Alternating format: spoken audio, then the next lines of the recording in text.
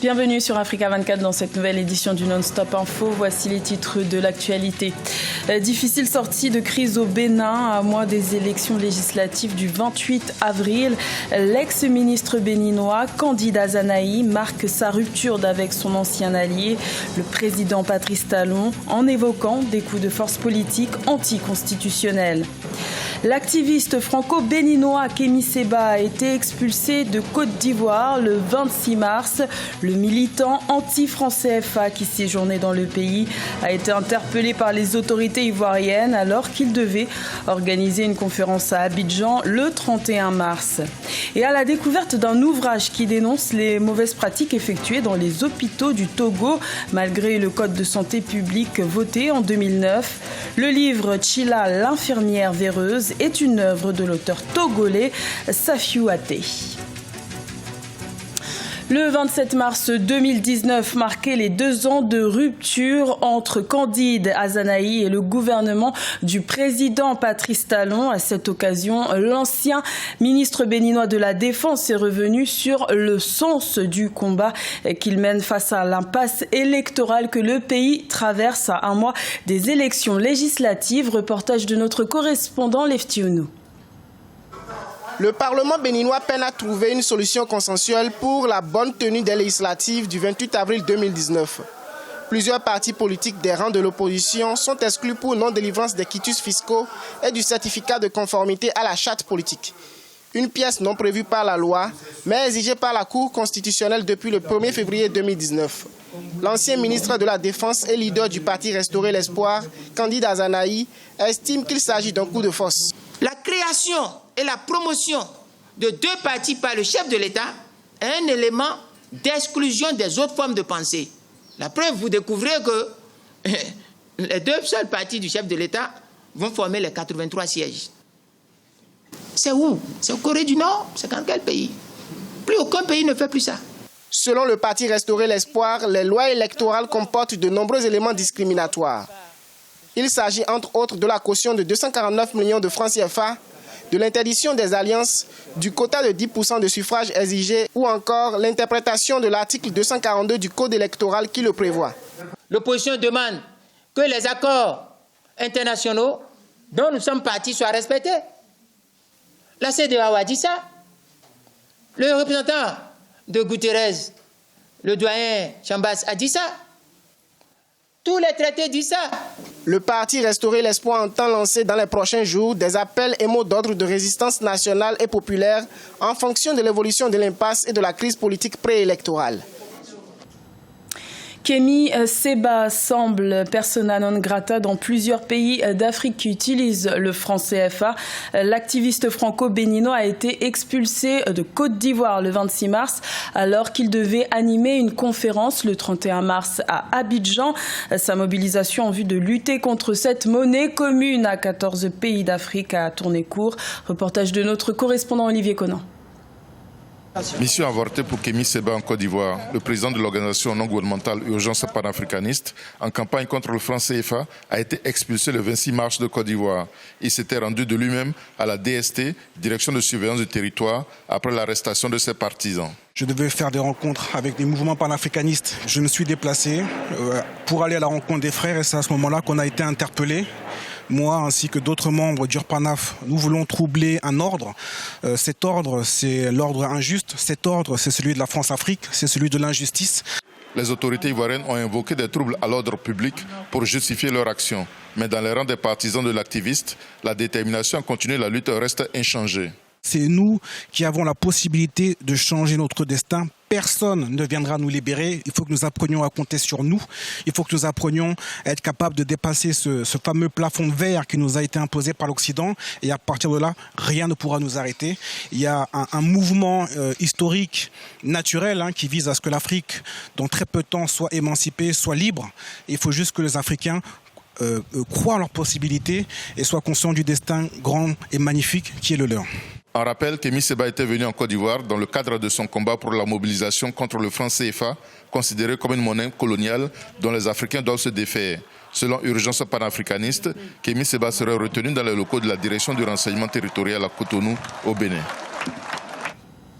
L'entrepreneuriat est au cœur du programme engagé par la Fondation Tony Elumelu. En plus des 1000 entrepreneurs sélectionnés le 22 mars dans le cadre de l'engagement annuel, la Fondation a décidé de soutenir plus de 2000 entrepreneurs. Tous seront invités à prendre part à un grand événement continental prévu en juillet 2019. Siamo Victor Assedji.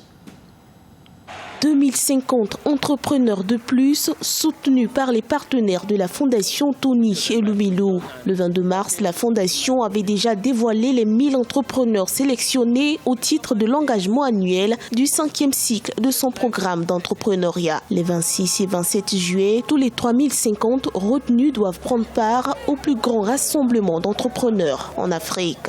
Je suis convaincu que ces entrepreneurs de la Fondation Tony Elumelu inspireront une confiance profonde et auront une immense valeur non seulement pour le Nigeria, mais aussi pour tout le continent. La Fondation Tony Elumelu connecte la jeunesse de 54 pays du continent. Depuis son lancement en 2015, le programme mobilise et révèle le potentiel de plusieurs milliers de jeunes Africains. Il ambitionne sur une période de 10 ans de créer au moins 1 million d'emplois et générer plus de 10 milliards de dollars de revenus à l'économie africaine. Beaucoup de PME au bout de 2 ans.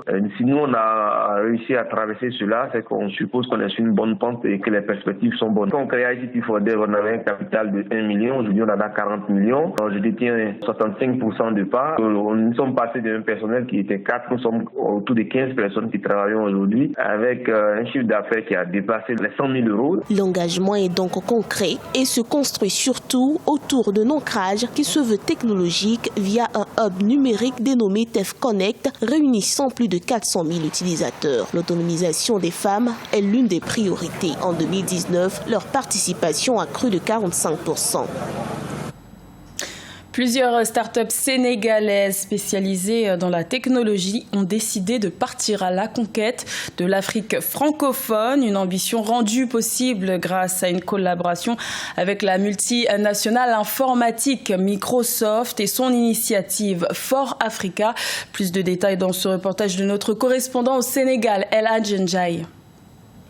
Wigo, connu localement sous le nom de Sunubus, et Coin d'Afrique de start-up sénégalaises vont collaborer avec Microsoft à travers son initiative For Africa. Objectif, développer leurs activités dans le cloud Azure. Sunubus, par exemple, est une application de localisation de bus grâce à une analyse prédictive des données fournies par ses utilisateurs. Ainsi, avec les techniques du machine learning, elle donne une situation précise du bus, en plus le temps de parcours. Il faut juste taper le nom Wigo et à partir de l'application, on peut avoir un itinéraire sur son déplacement d'un point A à un point B. Que ça peut être un bus, un taxi. En tout cas, ce qu'on essaie de faire, c'est de proposer une multimodalité de services de transport pour accompagner un utilisateur d'un point A à un point B. Également basé à Dakar, Coin Afrique est une application mobile qui a posé ses jalons au Bénin avant de s'établir depuis 2 ans au Sénégal. Sa plateforme gratuite permet aux utilisateurs de vendre et d'acheter. On est aujourd'hui présent dans 5 pays d'Afrique francophone et on a l'ambition de devenir le leader sur cette zone des petites annonces. Les critères sont essentiellement, il faut que la solution proposée par la start-up soit cloud-based, donc il faut qu'elle soit sur le cloud. La deuxième chose, c'est qu'il faut que la start-up ait déjà en fait un business model qui génère du revenu avec des clients existants. Au Sénégal, Microsoft travaille avec ADN Tech depuis 2016. ADN Tech assiste les organisations dans leurs efforts de transformation numérique en leur fournissant des solutions de conseil et de logiciels.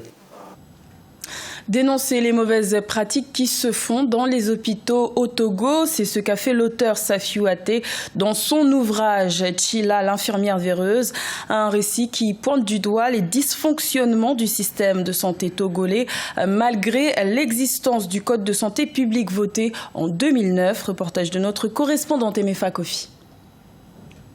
Dénoncer les pratiques infirmières hors normes au sein des centres hospitaliers du Togo, tel se veut le récit de l'ouvrage Chila, l'infirmière véreuse. L'auteur évoque entre autres les contraintes et réalités de la profession infirmière, les faux diplômes, la vente frauduleuse des médicaments, la corruption, qualité défectueuse des soins, autant de mots qui minent le secteur de la santé. J'aborde plusieurs thématiques, notamment par rapport à la pratique par rapport à la pratique de la profession infirmière, par rapport à la gestion des centres et surtout aux formés sur l'État. Les médecins sont en train de former, les assistants médicaux sont en train de former, les infirmiers sont en train de former, les formés sur l'État sont en train de former. Et on ne dit rien. Mais pourtant, on ouvre les écoles. En 2009, le Togo a voté le Code de la santé publique. Le respect de ce code, selon l'auteur, contribuerait à réduire sensiblement les maux qui gangrènent la profession médicale, ainsi que la gestion des administrations hospitalières. Les tests sont là, le Code de la santé publique est là. Qui doit former, qui doit faire quoi à travers ce document, que chaque corporation s'occupe de sa corporation. Actuellement responsable de l'infirmerie à l'Assemblée nationale, Safiou Até est à son premier ouvrage qui est un récit. Après qu'il a l'infirmière véreuse, l'infirmier d'état de formation entend aborder la problématique de la formation à l'école des paramédicaux, une manière à lui de contribuer à des soins de qualité au Togo. C'était le journal de la rédaction. Merci de l'avoir suivi. L'information continue sur Africa 24.